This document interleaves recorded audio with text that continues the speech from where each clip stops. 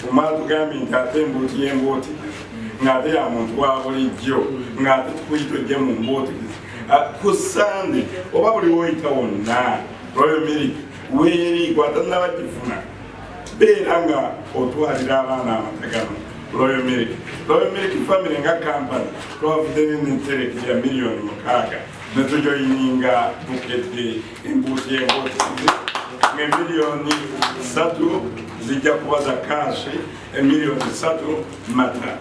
Twagala okutegeeza abantu mwenna nti ku lunaku lw'e Sande nga 29 tugenda kwera ne baganda baffe bano batuwadde amata mayitirivu baŋŋambye nti buli ayingira ne payins bavuddeyo ne beegatta ku mbuutu y'embuutikizi Kinkula nga basponsa abamu ku bavujjirizi baffe.